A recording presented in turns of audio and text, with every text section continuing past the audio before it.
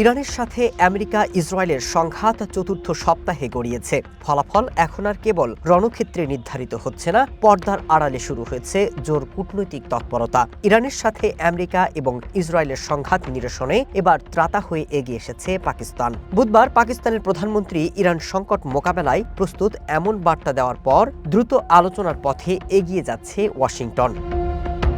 শান্তি চুক্তির জন্য চলতি সপ্তাহের শেষে পাকিস্তানে বৈঠকের আয়োজনের চেষ্টা করছে হোয়াইট হাউস। ট্রাম্প প্রশাসনের দুই জ্যেষ্ঠ কর্মকর্তার বরাতে এই খবর নিশ্চিত করেছে সিএনএন। আমেরিকার ভাইস প্রেসিডেন্ট জেডি ভ্যান্স ওই বৈঠকে অংশ নিতে পাকিস্তান সফর করতে পারেন। তার সাথে প্রশাসনের আরও শীর্ষ কর্মকর্তাদেরও যোগ দেওয়ার সম্ভাবনা রয়েছে। এর আগে ডোনাল্ড ট্রাম্প বলেছেন, ইরানের সাথে আলোচনায় বর্তমানে নেতৃত্ব দিচ্ছেন ভাইস প্রেসিডেন্ট জেডি ভ্যান্স, পররাষ্ট্রমন্ত্রী মার্কো রুবিও, ট্রাম্পের জামাতা জ্যারেড কুশনার এবং বিশেষ দূত স্টিভ উইটকফ।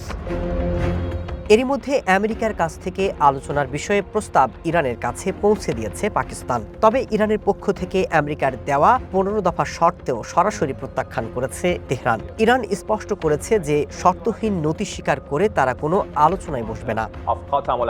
গেল এক বছরে পাকিস্তান এবং ইরানের মধ্যে বেশ কিছু গুরুত্বপূর্ণ বৈঠক হয়েছে। আমেরিকার বর্তমান প্রশাসনও পাকিস্তানের সামরিক নেতৃত্বের প্রতি আস্থাশীল। ডনের বিশ্লেষণ বলছে, পাকিস্তানের এই উদ্যোগ একক এমনটি ভাবার সুযোগ নেই, কেননা পাকিস্তান যখনই এগিয়ে আসে তখন পেছনে সৌদি আরবের জোরালো সমর্থন থাকে। তাই তো পর্দার আড়ালে এই আলোচনায় যোগ দিলেও প্রকাশ্যে কথা বলতে চায় না তেহরান।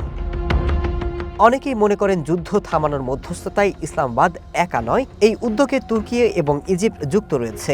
যুদ্ধের কারণে ইরানে আরও অস্থিরতা তৈরি হলে এর প্রভাব সরাসরি পড়বে এই দুই দেশের উপর। ভৌগোলিক এই বাস্তবতা উত্তেজনা কমাতে তাদের আগ্রহী করে তুলেছে বলে মনে করছেন বিশ্লেষকরা।